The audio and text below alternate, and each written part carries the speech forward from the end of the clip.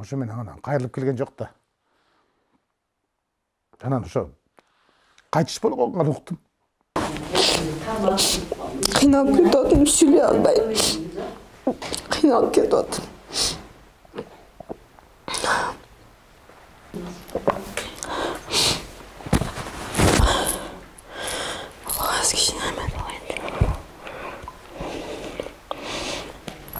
Мен урматтуу президентибиз Садыр Нуркожоевичке, УКМК башчысы Камчы Кыдырчаевичке кайрылат элем.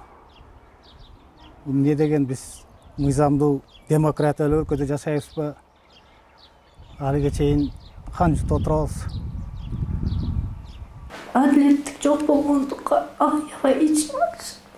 Жөн эле биздин балдар жердин астында жатат. Бирөө сайрандап дагы деле жүрөт да, ошого. Ошо бир бала ата деп бакырып атыптыр деди. Машинада ичинде тирүү жандай жок деди, баардыгы жанчылып калган, эми таанылбай калган деди. Мен ушу сотко таарынам, адилеттик жок. Ушул убакка чейин же бир баланы мындай көңүлдөрүн суутуп камап койгон жок. Бул жакта 4 бала каза болуп атса, алар болсо документтерин тууралап жүрүштү да, ата-энеси, үй бүлөсү менен арак ичкен жок деп, ошол жагына чуркап жүрүштү. Биз азыркы тапта Талас облусуна караштуу Чыңгыз Айтматов райондук ички иштер бөлүмүнүн короосунда турабыз. Мен артындагы дал ушул жеңил унаа мындан 8 ай мурда тагыраагы 2023 жылдын 19 июлунда үрөй учурган жол кырсыгына кабылган. Кырсыктын кесепетинен унанын айдоочусунан сырткары 4 адам окуя болгон жерден мүрт кетип, бактыга жараша унанын айдоочусу аман калган. Айдоочу катуу ылдамдыкта баратып, унаны башкара албай жолдон чыгып кетип, натыйжада унаа ушундай таптакыр жараксыз абалга келген. Ал эми ошол кырсык боюнча кылмыш иши козголуп, тергөө иштери аяктап, иш сотко өткөрүлүп келгенине 4 айдын жүзү болуптур. Ошол кырсыктан каза болгон маркумдардын жакындары сот иштери создугуп жаткандыгын айтып, нааразычылыгын айтышууда. Биз алдыда ушул окуя боюнча баяндап бермекчибиз. 4 баланын өмүрүн алган жол кырсыгы же болбосо каргаша дал ушул жерден орун алган. Мен кечигип келип калдым. Ошондо ушул жерде издери бар болчу. Машина шекерден ушул жакка келатып, мына жерден жолдон чыгып кеткен дагы төбөсү менен ушул жерге урунган. Анан берден урунуп барып, мынагы талды көрдүңөрбү, кабыгы азыркыга чейин арчылып турат. Ошого барып урунган. Мына жерде биз келгенде машина газ баллону ыргып чыгып кетип ушул жерде жаткан эле да. Машина мына ушул жерге урунуп, анан кайра көмкөрүсүнөн барып мына жакка түшүп калган. Мына ушул жерде жатканда эртең менен саат 5 чендерде болгон. Биринчилерден болуп мынагы транспорт министрлигинин весогабаритный тараза көзөмөл пунктунун балдары угуп калып чуркап келдик дейт. Келсек, ошо бир бала ата деп бакырып атыптыр деди. Машинада ичинде тирүү жандай жок деди, баардыгы жанчылып калган, эми таанылбай калган деди. Анан гаилер келишти, андан кийин МЧСтин кызматкерлери келишип, машинанын үстүңкү бетин аралап, анан бейиттердин баардыгын, каза болгон балдардын баардыгын сөөктөрүн ушул жерге алып чыгып жаткырып коюшканда, ошол машинанын тетиктери азырга чейин жатса керек. Мына ногу ошол машинанын тетиги менимче. Мына ушул жерге урунган. Ногу айнек поворотторунда сынгандар ошол машинанын тетиктери бүрүнгөндөн бүтчүк алба деп мен келгенде ушул жерде күлүштөрдүн баардыгы чачылып жаткан болчу. Мына ногу азырга чейин турат. Кан жолдогу кааргашадан каза тапкан 4 баланын бири 23 жаштагы Элдар, бир үйдүн жалгыз уулу Таянар Тирегеле. Анын үйлөнгөнүнө эми гана 3 жылдын жүзү болгон. Маркумдун атасы да мындан 10 жыл мурун бул дүйнө менен кош айтышкан. Эми өзүнүн артында 2 жаштагы уулу жана 1 жашар кызы жетим калды. Bismillahirrahmanirrahim. Allahu samad lam yalid wa lam yulad. Jayda operator qo'shin yaratgan Allohning tegirdi belli bo'lsa, neler olsa Alloh taolo o'zi kechirib qo'ydi. Менин аты жөнүм Анаркан Турдумамбетова. кайтыш болгон баланын чоң апасы болом. Бул кайтыш болгон баланын атасы да 10 жылдан бери 10 жыл болду кайтыш болуп кеткен. Атасы бул менин абышкамдын бир туушканы болчу. Анан бул бала байкуш өзү бир үйдүн жалгызы. Апасын ойнтип кан жутуп, атасын эми унутуп келатканда баласын ойнтип каргаша болуп калды. Өзү абдан мээнеткеч бала эле байкуш. Иштарман, эми мынакей мына эми кичине өзүнчө тирлик кыла башташты эле да апалары эмеси менен жаңы эле үйлөнүп байкуш. Жалгыз калдым келинчеги 2 баласы менен. Ушунчалык жүрөктү орта турган окуя болду. Бир эжеси, бир карындашы бар, үчөө эле калды. Аркасында бир бала болсо да байкуштарга эме болот эле да, тирек болот эле. Анан эми бул баланы айта кетсек, абдан тиргарак болчу байкуш өзү. Деги бир ичкенди да билчү эмес, бейчеки басчу эмес, кайсы Кудай таалам ошол жака айдап барып байкушту ушу кырсыкка салып койду, билбей калдык өзүбүз да. Тиги өкүл атасы чакырып ошол аркылуу эле барып, анан ушундай кырсык болуп калды. Анан бул кырсыктан кийин деле сот мамлекет бар да, тиги Садыр Жапаров деле канча нерселерди кылып атат. 9 айдын жүзү болду, 9 айдан бери шалпакташып барат мына жубай апасы ыйлап сыктап байкуштар. Же соттон бир адилеттүү бир нерсе жок. Барат, кайра келет, кайра жылдырат, ызы-чуу болуп ыйлап сыктап келет, жумушунан калып атат. Мен ушу сотко таарынам да, адилетсиздик жок. Ушул убакка чейин же бир баланы мындай көңүлдөрүн суутуп камап койгон жок. Мен Шайлообеков Элдардын апасы болом.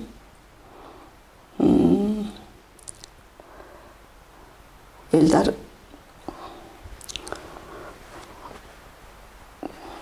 мен 2 кыз, бир балам бар.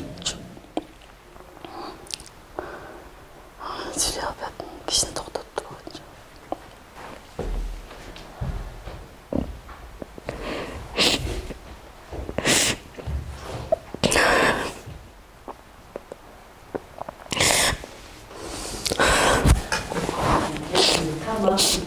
Кыйналып кетип, сүйлөй албайм. Кыйналып кетип.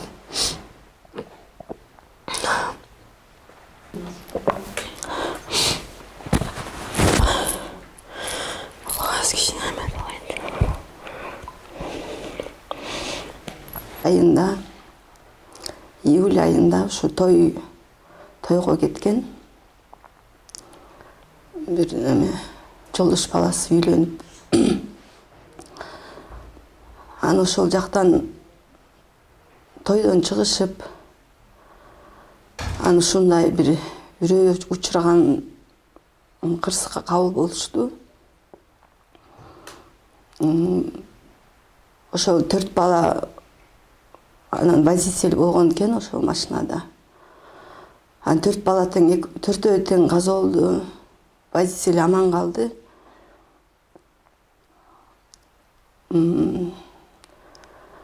Анан ошол жерде экспертизада дагы тура эмес чыгарды. Ушу водитель өзү арак ичкем десе дагы, бирок биздин Айтматов районунан арак ичкен жок деп чыгарды. Ошол жерден да минус кетти да. Себеби арак ичкен экен, көргөн адамдар бар экен. Классташ балдары ошо тойдо отурган бардыгы айтты. Арак ичкен, мен менен ичкен, мен өзүм куюп бергем деди. Бирок ошо жартылай мойнуна алды. А бирок экспертизадан эч кандай арак ичкен жок деп чыгарып койду. Бул жакта 4 бала каза болуп атса, алар болсо документтерин тууралап жүрүштү да. Ата-энеси, үй бүлөсү менен арак ичкен жок деп ошол жагына чуркап жүрүштү. Анан биз өзүбүзгө келгенин сотко бердик, Айтматов районуна. Мына 8 ай, 9 ай уже болуп калды да. Бирок эч кандай жыйынтык жок. 10 күн сайын, 15 күн сайын бизди сотко чакырат. Жумушубузду таштап, улам барабыз. Барган сайын эле кийинкиге деп эле жылдырып атты. Эч кандай жыйынтык жок. Биздин райондун судьясы эч кандай иштеген жок. Биздин ошо айыптоочуну эле ошол жакты жактап атты да судьяч сотто. Ал эми биздин жабырлануучуларды биздин айткан сөздөрүбүздү, күбөлөрдүн айткандарын баардыгын четке кагып атты. Бул жерде бир өлүм эмес, 4 киши болуп атат. Төртөөнө тең кайыл болуп ушул жерден адилеттүүлүк жок болуп атат да. Ошол водительдин сөзүн эле сүйлөп, ошол жак тарап болуп атат да, биздин сот жагы да. Мен айтар элем, ушу соттор чындыкты сүйлөшсө, кайдыгерлик мамиле кылбай, карапайым элдин да сөзүн угуп койгондору жакшы да. Улам эле мына канча жолу бардык сотко, эч кандай жыйынтык жок. Ал эми тиги айыптоочубуз болсо жапжашынакай эле жүрөт. Ал баланы эч кандай камоого алышкан жок. Эч кандай эч нерсе көрсөткөн жок. Ал болсо кенен эле басып жүрөт. Машина айдап, кенен басып, биз сотко барганда кайра мыйыгынан күлүп, мындай, эми силердин колуңардан эч нерсе келбейт дегендей кылып ал да отурат ишенип. Бунун баарына ошо соттор туура эмес чечим чыгарышып атат. Биз ушул чыгарган чечимине биз каршыбыз. Бул Элдар менин жалгыз балам болчу.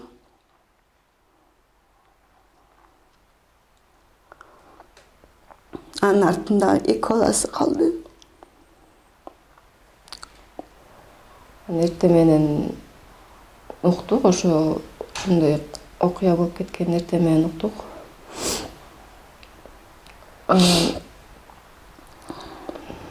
Ошодон бери 9 ай болду. 9 айдан бери эч кандай жыйынтык болгон жок. Соттон деле барабыз, кайра эле келебиз. Эч кандай чечим деле чыгарышкан жок. Жөн эле созулуп атат сот деле. Мен Турмбет Мамурбай болом. Элдардын чоң атасы болом. Элдардын атасы да кайтыш болгон. Элдар биздин неберебиз, ада жалгыз. Атасынын кайтыш болгонуна 10 жыл болду. Ага неме Каргашыда болуп, бул баласы да кайтыш болуп кетти авариядан. Эми ушуну чындыгын нетпей атты да булар. Мойнуна албай атыр. Машинанын ээси. Эми бизге ошонун акыйкатына чечип бергенге биз арызданып атырк. Былтыр 17 июлдун таңында кырсыктан каза тапкандардын бири 23 жаштагы Айдар ошол жылы 1 августта сүйүктүүсүнө баш кошмок. Бирок саналуу күндөр калганда шумажал алып кетип, тилегине жетпей калды.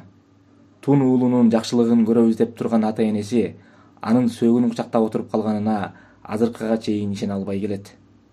Былтыр 16 күнү жолдош баласы үйлөнөт. Түнү менен тойдо болушат. Ошо үйлөнгөн баланын өкүл атасын узатып баратып, ошодон автокырсыктан каза болуп атыр жолдон. Тиги урулдагы бала мас, урулду бер десе эч кимге бербей. Ошо менен катуу ылдамдык менен жолдон чыгып барып талды сүскөн. 4 бала ошол жерде мерт кеткен. Өзү жеңил жаракат алган. Азыр жапжакшынакай эле сотко келип катышып берет. Айдоочу мас деп айтканга эмне негиз болуп атат?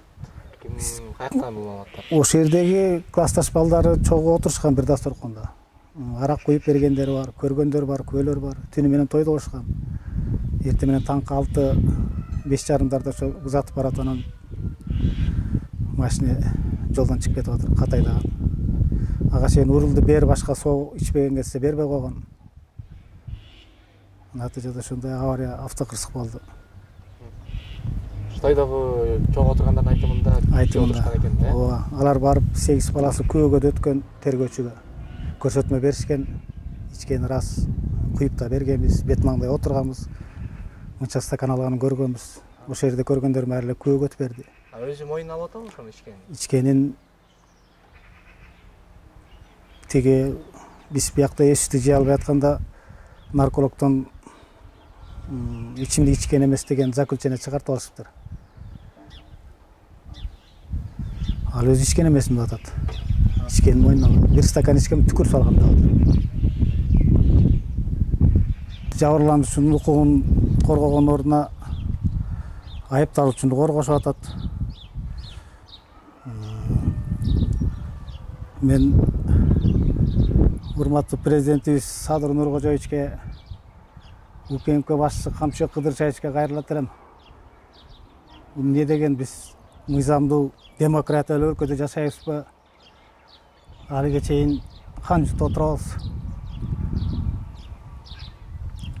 Мен мындай оор жоготуу эч ким душманыма да каалабас элем.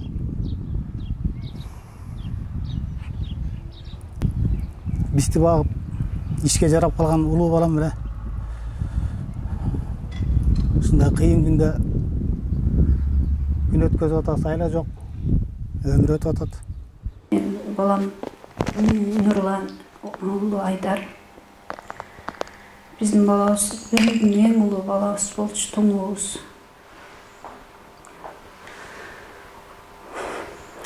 Ушул үйдө багып калган. Кыскасы атасы менин жардамчым оң колубуз болчу да. Эми бул жерде кабыздан кырсыктан балабыздан айрылып калдык. Бизге окшогон энелердин үнү эчкимге ичибиздеги эмебизди, арманыбызды, ичкибиздеги көйгөйүбүздү эчкимге жеткизе албай койдук. Карап туруп ичиндеги сот эмеге кайда кимге жеткизебиз айла жокту. Ушинтип силерге кайрылып отурабыз. Үйүбүздү угуп отурган бирөө жарым бар чыгар. Бизге окшогон энелердин кайгысын угуп отурган, көкүрөгүмдө арманын угуп отурган бирөө жарым бар чыгар. 2023 жылы 1 августка сүйлөшкөн кызы менен үйлөнүшмөк. Ага жетпей калды балам акыш.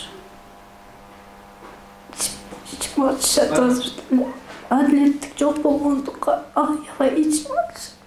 Жөн эле биздин балдар жердин астында жатат. Бирөө тайраңдап дагы деле жүрөт да, ошого жаман көкүрөк кыйнап кетет ушундай. Не за что апарды да тыгып берди, мастык менен. Бирок мастык мас эмес болчумун деп мойнуна албай жатты. Бизге ошол биздин балабыз кандай жердин астында сыздап кантип жатыр. Ошо соттолуш керек да. Тайраңдап жүрбөй, угуп отуруп биякта машина менен, азыр деле машина менен жүрүптүр да.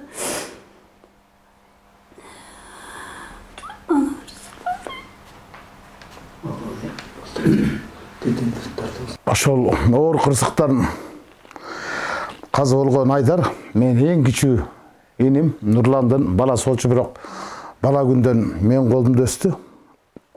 Ушул жактан окуп, анан кесиптик техникалык окуу жайын бүтүрдү. Андан кийин политехке тапшырды. Өзүм күчү менен политехтин 2 курсунан чоң ата иштейм деп сырттан окуу бөлүмүнө которулуп, автоэлектрик болуп иштеп, айылдагы атасын дагы апасын да багып, үйлөрүнө жардам берип, ушул жерде чоңойду да. Мына ушул комната ошо Айдардык болчу. Ушул жерде жатчы, ушул жерден сабагына кетчи, ушул комнатан чыкчу эмес. Үйдөгү тирликтин баарын ошол кылчу. Анан июндун башында айтты, үйлөнөйүн деп, оюн бар эле дегенде, анан жок эме бир аз кое турсаң боло. Күзүндө үйлөнбөйсүңбү? Жыйын терим бүткөндө деп токтотуп койгон. Анан иштеп жүрдү, автоэлектрик болуп, Лалафого телефондорун берип койду, ошо по вызову деп, анан чоң атамага машина керек болуп атат. Айылдагы атамдын машинасын алып келип ошо менен иштесем жакшы болот экен, жарым акча менен таксиге кетип калып атат вызовко деп, анан атамды сарайы салып берейин, ата машина берем деди деп, сен анда мейли барсаң барып кел деп, ошол жерден 5-июнда чыгып кетти. Ошо менен анан кайрылып келген жок да. Анан ошо кайтыш болгонго уктум.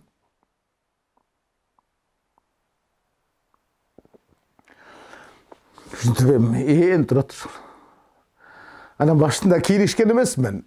Тергөөдүн кандай жүргөн жөнүндө толук маалыматым бар болчу. Сотко өткөндө деле эми 4 бала өлүп атса, 1 айылдан 3 баланын өлүгү чыгып атса, райондун баардыгы бул үрөө учурган жол кырсыгын, анан сот деле калыс карайт го деген үмүттө болчумун да. Анан болбой эле кыйшайып кетип бараткандан кийин анан бияктан жактоочу жалдадым. Бул болбойт. Айдардын өлгөндө ишенип ишенбей турганда эми соттун адилеттигине деле ишенгимдир келбей калды да. Анын жактоочусу бар, айыпталуучунун. Бирок болбой эле соттогу жактоочуга айланып алыптыр да. Анын ошо айыпталуучунун жактоочусуна өтүнүчтөрүн кабыл алып, жабырлануучуна өтүнүчтөрү баары четке кабыл атканы бул бир жактуу сот иши жүрүп баратат да. Ошого аябай нааразы болот экенсиң да. Анан өзүм деле 2 курдай барып соттон катышып келдим. Эми биринчи өтүнүч киргиздик биз. Аны 8 айдан бери жок дегенде оор кылмыш кылган, 4 адамдын өлүмүнө себепкер болгон, оор кылмыш кылган адам камакта отуруш керек эле. Аны эмне үчүн эркелетип бүгүнкү күнгө чейин ээн эркин басып жүрөт? Эмне үчүн 4 бала муздак жер алдында жатса бул жумшак төшөктө жатышы керек? Каяктагы акыйкат? Эмне эле аны башкарган чарасын улам эле узартып атасыңар? Бул кызыкчылык болуп калбайбы? Деген ниетте өтүнүчтү өткөрсөк четке кагып койду. Бул тоскоолдук жараткан жок деген жүйө менен. Анан экинчи өтүнүчтү өткөрдүк. Бул сотко ишеним көрсөтпөө боюнча. Биринчи өтүнүч келтиргенде 2 саат судья жоголуп кетти да. Жоголгону мейли. Эми биз бардык силе канча сотко катышып жүргөн билебиз да. Совещательный комнатага киргенден кийин бир ашып кетсе жарым сааттын ичинде жок дегенде ашып кетти дегенде бир анан өтүнүчтү четке кагат же кабыл алат да. Бул 2 саат жоголуп кетип, кабинетине кирип, катчысынын кабинетине кирип, анан келип окуп, анан анда кол көрбөй токтомду. Бул черновой вариант кийин аласыңар деп кендере мен шексиндим. Анан бир тараптуу кетип баратканына. Экинчи өтүнүчтү келтиргенде 3 саат жок болуп кетти. Жумуш убактысы бүтүп калды. Биз шаарга чыгып кеттик орозо күн деп. Анан 7ден өткөндө угузуп тур, экинчи өтүнүчтө четке кагылды деп. Анан ойлодум, бул адилет чечим чыгарбайт депчи. Кантип эле ушундай болсун да. Кантип эле ушундай болсун. Эми бир жактуу эле карап эле кетип баратат да. Анан эми область сотко деле өтүнүч келтирип атабыз, апелляциялык арыз жаздырып, жок дегенде анын эми ээн эркин басып кайрадан сотко келип жүргөнү жабырлануучуларга бизге деле оор тиет экен да. Тайраңдап жүргөнү адамгерчилик жагынан, ыйман жагынан, мыйзам жагынан караганда деле туура эмес болуп атат да. Бирок болбой эле сот адилеттигине ишеним элдин айтканы туура эле экен да. Биротоло кеткен окшойт да. Жанагы эми сот калыс караса болмок, бейтарап караса болмок, эки жакка тең тартпай, бир жактын өтүнүчтөрүн бардыгын эле кабыл алып, узартып, мына бүгүнкү күнгө чейин 9 ай болду. 9 айдан бери сот создуктурулуп атат. Күбөлөрдүн бардыгы өттү. Ичимдик ичип алайдаган деп өздөрү мойнуна алып атыптыр. 110дон менен келатканда, бирок андай эмес. Мен баргам да ошол кырсык болгон жерге, тормозду басканга алы келген эмес да. Түп сере келип чыгып кеткен дагы талды сүзүп кырсык болгонда. Ошол күндөн ушул күнгө чейин могу жерде ушу комнатадан чыкчу эмес. Студентский билети калыптыр. Зачетный книжкасы калыптыр. Кыргызский государственный техникум деп аябай тырышып окучу эле Атургай өзүнүн башка студент балдарга дагы зачетторун тапшырып берип, агай мугалимдердин машиналарын оңдоп берип, бай орду жеңил кылып калган өзү кичинекей ушундай шыктуу бала болчу да. Колу жөндөмдүү эле бүт үйдө тирликтим ара ошолгучу электрический немени кээде мени машина бирөө чукулап оңдоп койчу. Мен келинчеге машинасы бирөө чукулап оңдоп койчу. Мындай бир үйдү багып аткан бала болчу да. Ошондой. Биздин бул маселе боюнча берүүбүз ушул менен жыйынтыкталбайт. Алдыдагы берүүлөрдө соттук отурумдарды чагылдырып турмакчыбыз. Ошондой эле айыпталуучу делген экинчи тараптын жана кырсыктан каза тапкан дагы 2 маркумдун жакындарынын пикирин алууга аракет кылмакчыбыз.